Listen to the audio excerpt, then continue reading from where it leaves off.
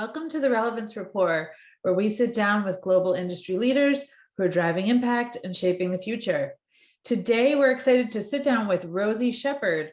She's the founder of Shephard Communications and also the founder of the Luxury Communications Council in London. She is truly connected in the luxury sphere. And I have to say, I feel like she's a kindred spirit. We both love luxury. We both love communications. Welcome to the show, Rosie. Thank you for joining us today on the Relevance Rapport.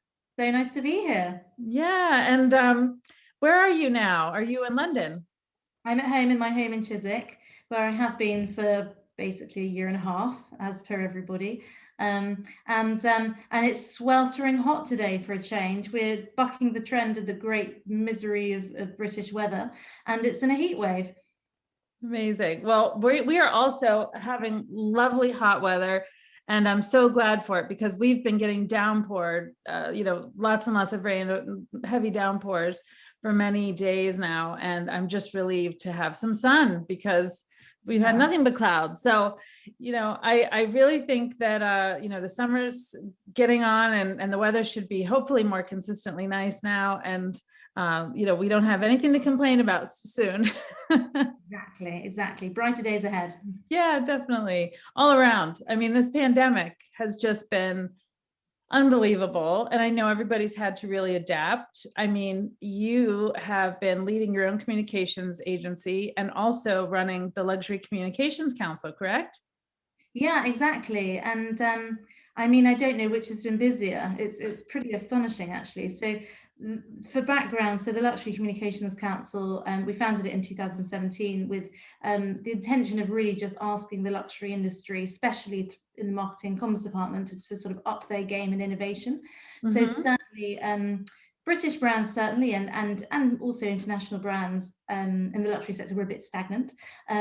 Lots of, especially in the British sector, talk about heritage and craftsmanship, talking about the same messaging again and again and again. And just there were so many amazing new mediums to talk to new people and new markets and new ways of talking through those markets. So we basically just wanted to bring together some really great minds and just everybody do a little bit better. And on a day-to-day basis, that helps people do their job better. It sort of brings people together to network and that sort of thing. We do events, we host networking, we do reports and all of that sort of thing. So it's all about upping their game. And what we did over lockdown was actually we normally sort of will pick a topic, whether it's diversity or something specific about the Chinese Gen Z or something like that, to hone in on. But over lockdown we actually did these open forums whereby, so it was just the fashion industry talking to the fashion industry, or the watches and jewelry industry having a chat within themselves. Same with hospitality, and we just have sort of catches up every 2 weeks where cameras on. And what wonderful to see was actually people really comparing notes. So it was really the first time I'd see Gucci talking to Prada, who'd be comparing notes with Burberry, who'd be telling what they were doing with Alexander McQueen, and those are fashion examples, but similarly with Shangri-La comparing notes with Dorchester Collection, comparing notes with Four Seasons, etc. And what that meant was it was peer-to-peer learnings, but also just breaking down the walls of what was normally sort of confidentiality, because everyone's CEOs wanted to know what their competitor set was doing, and that in a flailing industry, in a flailing time, what we saw was everyone coming together, which was really, really great. That's incredible. And I think that in the comms industry, we've definitely seen that as well. And as a woman CEO to a woman CEO of a PR agency, I think that we've seen a lot more of championing one another, really supporting one another and coming together globally, especially during this pandemic, and helping each other through it. I mean, we've all needed each other's support. Even though business, knock wood, has been very good for us, I still think that this has provided an opportunity for us to take the world and shrink it a bit and make it acceptable to just have a chat like this. Whereas, otherwise I normally would have scheduled a coffee with you when I was in London. And instead we don't have to wait for that. So I'm sure you're the same, where, in the morning we might be talking to Dubai, and then London, and then New York and Miami and Los Angeles, and then Asia. And that's becoming the norm for people like ourselves. And it's exciting because it is bringing us together, right? Yeah, no, I completely agree. But I also just miss the old traditional phone call. I know. So now everybody wants to see you at all times, which is like, oh my God, I haven't got my makeup on, and all these sort of considerations. So but yeah, it is really, really wonderful. On a more serious note, it is bringing the world together and making the world smaller. And actually, on that note, I mean, we've been doing calls both last night and this morning because we're taking LCC international, which is really great. So at the moment, it's just London-based marketing comms directors. We've been working to find appropriate sort of partners in various markets, which takes a while because actually it's a very specific person to lead it, and then it's very specific founding members that come together, and it's got to be really representative of all the different vertical sectors. So we have everything from watches and jewelry and cars and hospitality, but also just general luxury goods. We have the auction houses, we have the Condé Nast and everything like that. So and getting somebody in the middle who really knows all of those people, or indeed the equivalents of their markets, is difficult. So we're launching in Dubai this year. We're launching in Moscow this year, which is really exciting. And then next year, hopefully, US. So we're just working to identify partners for that. So any suggestions, very welcome. I know a couple people who I might recommend. Perfect, let's chat. Yeah, and I also know some people in Dubai. So, we're definitely seeing more of that international network. And, Relevance also, we created our own global affiliate network. So we do have other agencies around the world tack in under us where we don't have an office and help support on the ground. And we found that this partnership and collaboration, I mean, it absolutely is the future, right? And then on top of that, we're seeing a lot more brand collaborations. I actually have someone I should introduce you to in Dubai who's running an entire web portal designed around luxury brand mashups and finding synergies and partnerships.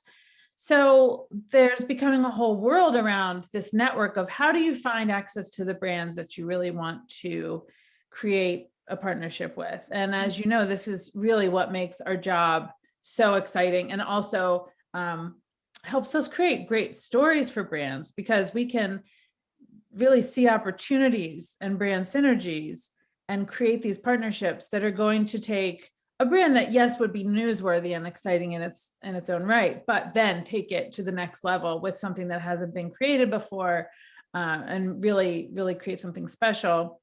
And then it makes the press easy, right? It just makes it, the story almost writes itself. It's like, well, of course we want to cover the new, mashup of these two great brands and what they're doing together. It's exciting. And it gets the end consumer very excited, or the hotel guest, or whoever you're working with. And then also it gives everybody something new to buzz about, to gossip about. So I love it. I mean, it's always a winning formula. It has to make sense, as we both know, but absolutely. I'm working on with Shephard Communications. We're actually, we're hospitality specialists really, but occasionally we sort of do drinks brands. I'm more in the luxury hotel space. But occasionally we do sort of drinks brands that want to be sort of a bit more plugged into London, because one of our key offerings is basically making brands really relevant in London, which is what our sort of tagline is. And we do lots of VIP work. We do, as I say, lots of brand partnerships, as well as the media relations, which everyone has to do these days. And actually, one thing that I was reading about just earlier, because we're just planning our next LCC session, which is next week, and sadly it can't be in person anymore. We'd planned it to be at the new Nobu, sort of one of the pre-opening events, but sadly we're going to have to do it online. But we love an online event, so never mind about that. But we hope to have a reunion very soon. But what I was going to say was, when we were doing the planning, what I've found really interesting is reading more about media acting, I should say brands acting as media houses, which I think is a really interesting space. So we've all sort of known about owned media and that side of things for a long time, and people do their newsletters and all of this stuff. But what we're going to be talking about next week is actually really taking that to the next level. So whether it's Max Mara, who in China have created this incredible film, which is all about empowering young women, and a woman who is sort of finding her first job as a Max Mara sort of shop girl. And it's a beautiful piece of film. And then we've got Gucci doing their film festival, sort of thing like that. You've got other brands actually doing their own magazines, which, many of them done them in the traditional space, like Rolls-Royce, they might have done a sort of, in-house magazine for so long, but actually now, LVMH did Nowness a while ago, but now suddenly that seems to be, the better way of doing it. And then maybe that later on will then lead to it. There's no reason why LVMH can't have its own channel as a vis-a-vis Netflix, or their entire own, entire sort of a piece of production on a Netflix or an Amazon, etc. So it's a really interesting time. Our job is just so much more than media relations, isn't it? Oh my gosh. Well, yes, that's why we pivoted to become a 360, we call it the 360 suite, which is really full service integrated, because and I'd spoken with the publishing director of Vanity Fair and Tatler in the UK about this recently on the podcast. The lines of earned and paid media have just gone so completely blurry that now we have to be able to navigate both worlds for our client, including what you're talking about, Rosie, which is helping them produce their own content. And it's a natural evolution for these brands, because once a brand really earns that level of respect and gravitas as a tastemaker in the industry, they have a lot of power to leverage and can really be influencers in themselves. So whereas a smaller brand may want to tack on to influencers to help elevate themselves, here we're talking about brands that are so influential and powerful that now they have more room to kind of throw their weight around with that brand equity, right? So that's exciting. It is so exciting, and more importantly, they have the power to really change public opinion and do some good through it, which is obviously the sort of much more, sustainability and all this genre which people have been talking about forever. It's finally in a place where, Gucci just announced today that and I'm sorry, I'm talking about Gucci all the time, but generally I do think, what would Gucci or what would Burberry do, or what would Farfetch do? They seem to be at the moment my sort of icons of innovation. So sorry, just going back to that,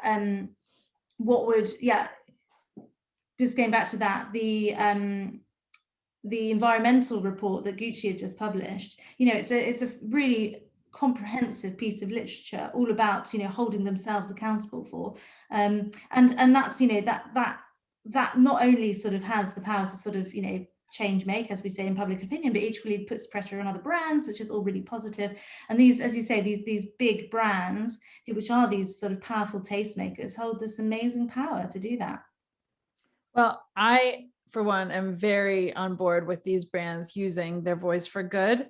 And I do think that the conversation, maybe because of the pandemic, but I think it was actually already happening before the pandemic, the brands are really starting to focus more on their deeper purpose and what they can do with that voice. And we're helping clients right now navigate.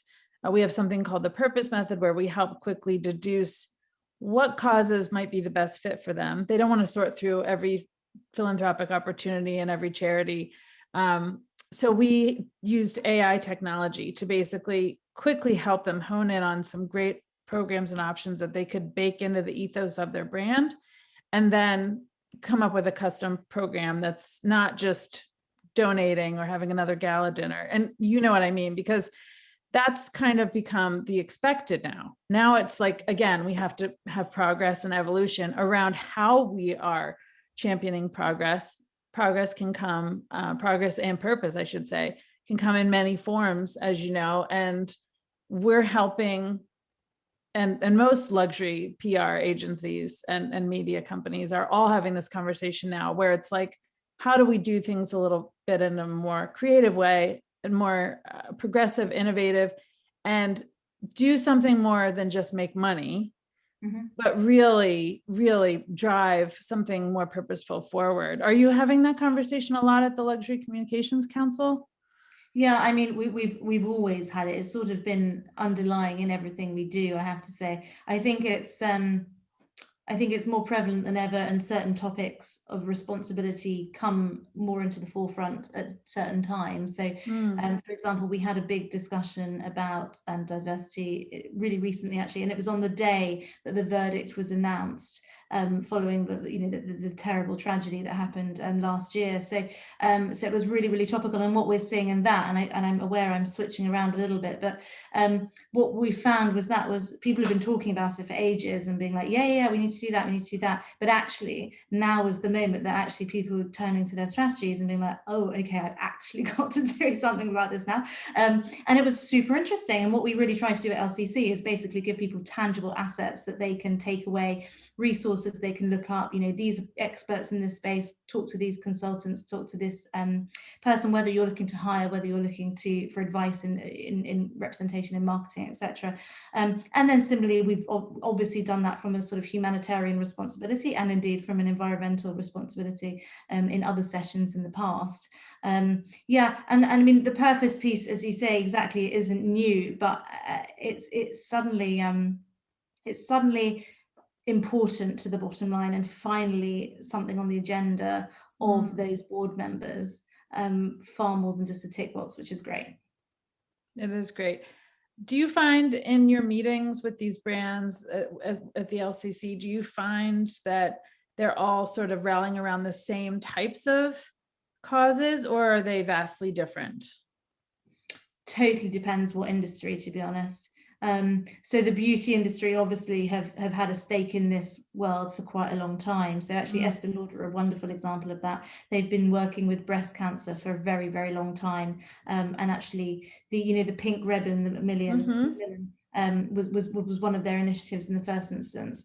And indeed, they then have issues with some of the materials that they use, from in the same way that there are sort of mining issues in the watches and jewelry industry. So some of them have had that built into the reputation for a long time, in terms of sort of been ready to talk about it, be control it, do local and regional projects to offset other aspects of what they do. Of course, fashion, that's a completely different story, because I don't think anyone really knew for a long time about the problems in the fashion industry, and now we do. So in the luxury world, it's thankfully a little bit, well, slightly better than the fast fashion world, but it's hugely problematic. So that's their sort of issue. And then indeed, sort of on the hospitality side of things, lots of them look more about doing projects in the local community, especially with hotels, which is wonderful. And a lot of them, so for example, I believe I know Brown's Hotel certainly did. I know Claridge's, for example, did some wonderful local community work over lockdown, whether it was food parcels, sort of working with the NHS to sort of, help support their teams and things like that. So yeah, it's different scales, it's different focuses for different industries, but it's all good. Great. I love it. Yeah, I mean, we also work a lot in the hospitality industry, but whether it's F&B or and for our listeners, that's food and beverage, or hotels or anything tied to it tangentially, as well as property, the property sector as well. And again, that's more community-based, very similar. So we're seeing the same trends. I mean, not exactly, but similar in those two. And then luxury goods. Luxury goods is wildly different based on the brand, as you know. And but what I think we're seeing uniformly is this is no longer an afterthought, which is great. Can you talk to us a little bit about what you're doing next? Both at Shephard Communications and also Luxury Communications Council. Give us some scoop. Yeah, so Shephard Comms, we've got a very exciting project at the moment, which we've just begun, which is working with Buckingham Palace. So we are PRing essentially the Queen's Platinum Jubilee, which is taking place in June next year, so 2022. We've just begun a communication strategy for that, so it'll be press conferences and drip feeding the message to amplify it both. I mean, what's super important about a campaign like that is working with London media, but also all the regions of the UK, and indeed all the countries of the UK, but also our Commonwealth countries. I mean, the UK Commonwealth is still vast, so so including everybody and making sure it's a celebration for everybody associated, and wonderfully, I mean, it's it's a gift really to have it as a client, not only because I mean it's such an important piece of history in the sense that it's the first time a queen has ever reigned for so long, but more from a media perspective, you know, people are interested in covering it, and it has already had a lot of global attention, and indeed we expect that to continue. So so that's very exciting.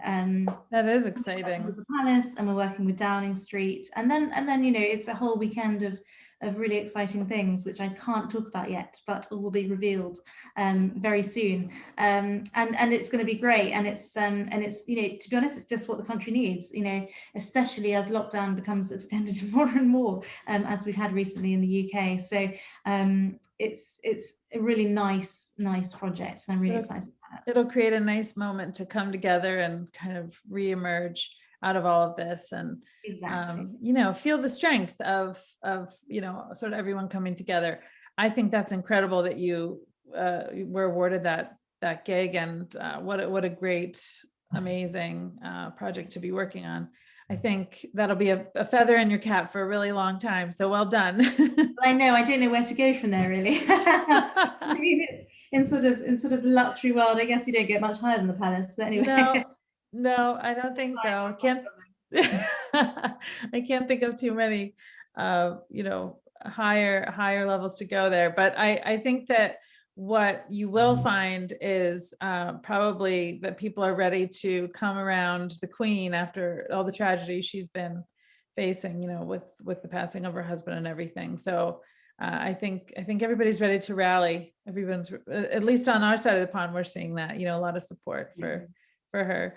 What about some other trends you're seeing in the industry? Can you talk about, I know we talked about philanthropic trends, but, you know, any other luxury trends that you see just widely coming to fruition? Yeah, I mean, we're loving seeing all the localization come through. I mean, it's sort of, I mean, people have had global stroke local mentality for a long time, but it's sort of gone so hyper local now as people's regions and, you know, doorsteps really became so much more important. And it's really interesting to see the brands sort of who have got their finger on the pulse really jump on that, and you know, whether it's working with much more regionalized influencers or doing co-creations with those people, and indeed having different campaigns that roll out, you know, in this hyper local way. So that I'm loving seeing. But to be honest, I love a trend. So I mean, that was why really I launched the Luxury Communications Council in the first instance.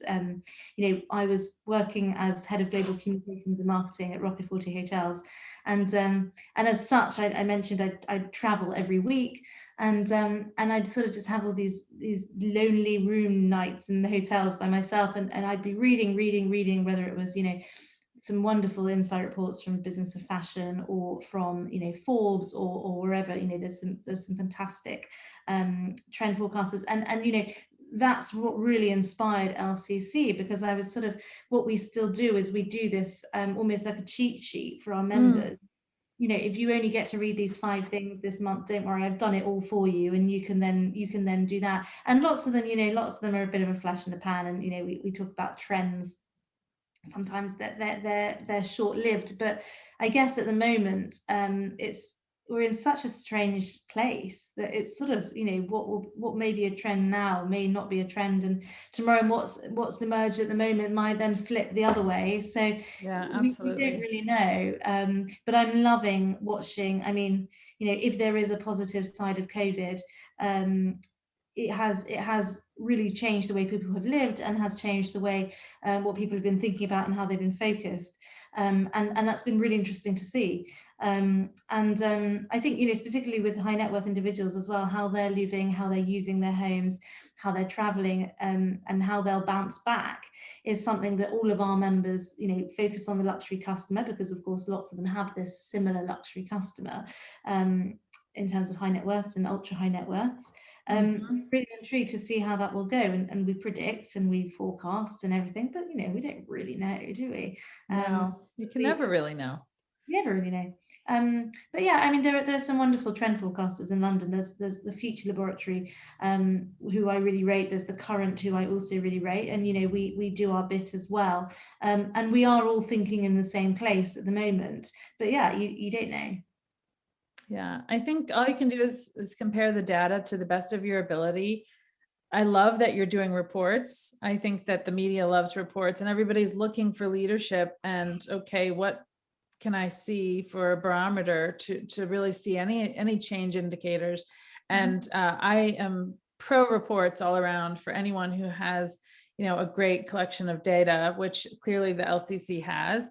So well done on that. I just I'm also curious. I know you're a new mommy, and you have a column out as well. So I'm curious if that's Yeah. changing your viewpoint on trends at all, or Well, how that's changing your world. I mean, that's a completely different part of my brain. It's so strange. I have to sort of flip between the two.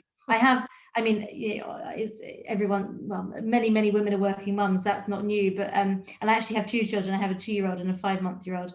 But as a business owner, as I'm sure you'll know as well, is you don't really take maternity leave. I mean, I took 2 weeks from my last baby, and I was in the recovery room after my C-section and on my emails from the second. So yeah, it's multitasking. But actually, what's been really interesting is, so my first baby, Evening Standard, approached me and wanted to capture my journey as a first-time mum, which was really interesting and really insightful. And then actually, that then has led to more work with the Independent newspaper, and I've ended up, I mean, literally, you name it, I've talked about it, whether it's sort of bibs or prams or, sort of, it's a really funny sort of, different thing. But it's actually been really interesting because actually working and seeing all these press releases come in and actually having that insight to see that volume of press releases that come in on a daily basis, and from a journalist perspective, and how to sort of, and being in the position to wade through them, curate them, figure out what's going to work, what's not, what's hot, what's not.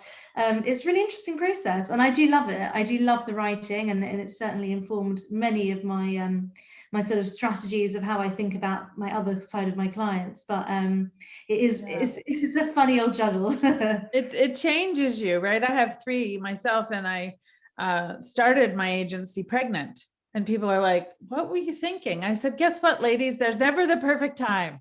You just get on with it. You do your I thing. do the same. And if you're like me, you can't turn off work anyway, because you're so passionate about it that it actually brings you joy.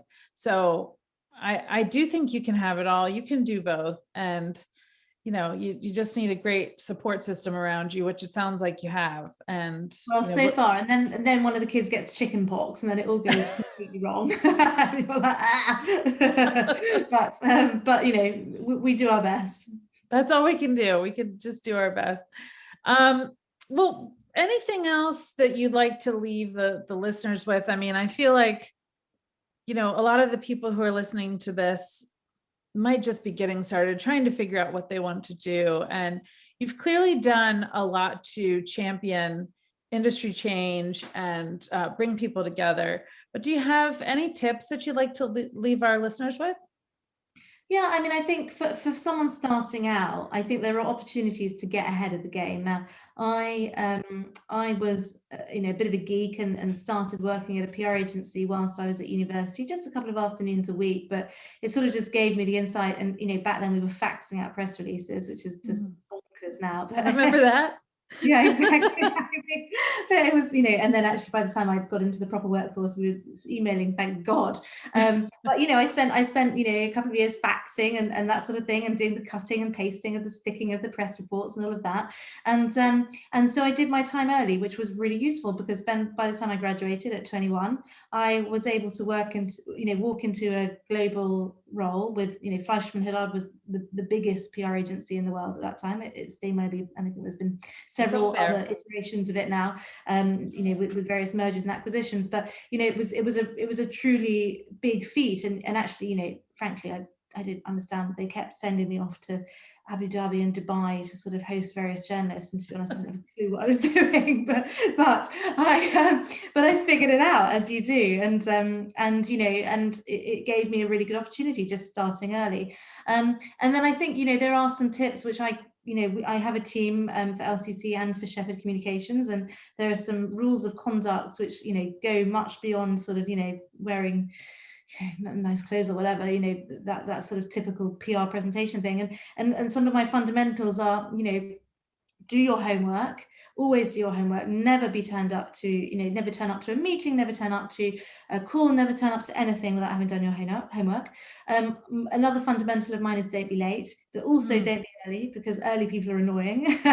and because the person you're meeting isn't ready and it's cut into their time. I think being early is just as much, as rude as being late. And that's really important.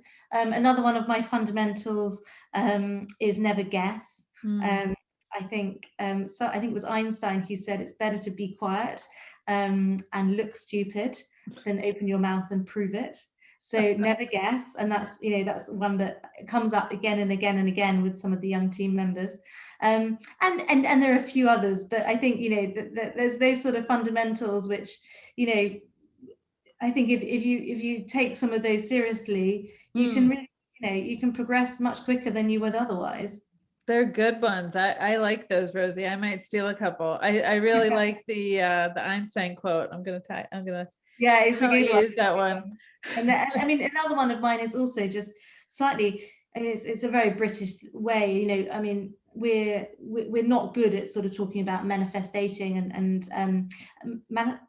manifesting, isn't it? Manifesting, yes. I'll start again.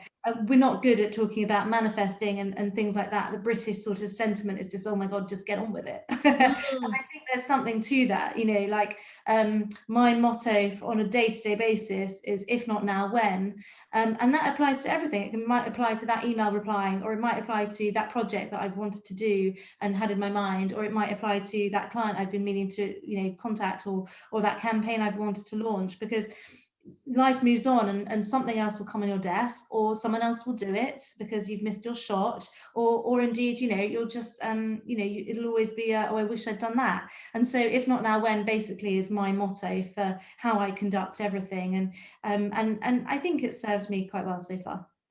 Yeah, absolutely. And you clearly have a drive within you that makes you want to just get it done, do it well. Don't leave anyone hanging. You're thinking about the other person that you're dealing with, and rightfully so, everyone should, but you'd be amazed at how many people don't actually consider the other person on the end of that email, or the person who you're dealing with, whether it's a client, a friend, or whoever it is. Just consideration, just basic consideration is really what we need, right? True. And actually another fundamental, which I probably should have mentioned, which is probably the most important one, is just be nice. I genuinely think, for the LCC, yes, there was an opportunity, and at the time, there was and still really there's no other international association of marketing comms directors for luxury, which is wonderful, and it was needed, and it was, at the time, lots of our brands weren't even online, and lots of our brands were equally, really flailing and needed some guidance. Sure. Very different industries. So yes, timing was good, but equally, I'm not the smartest. I don't have the best memory. I had quite a good network. I've made it a lot better, but I genuinely think just by being nice, it goes a long way. No ego, none of that sort of diva stuff that people can sort of slip into quite quickly when working in luxury brands and that sort of thing, or or doing public speaking and all of that. And I think it's just helping other people and doing everything you can to support others. It carries you, and then people support you in turn, which is like the most mamby-pamby advice ever, but I do think it's just served me quite well. No, but it's something that everyone needs to be reminded of, because I think as you go along in your career and experience more and more success, it's very easy for people's egos to get out of control. And the most successful people that I've seen and that I get to be around are actually just ego-free, because they've evolved past that, and they realize and appreciate with gratitude all the people around them who have helped get them there.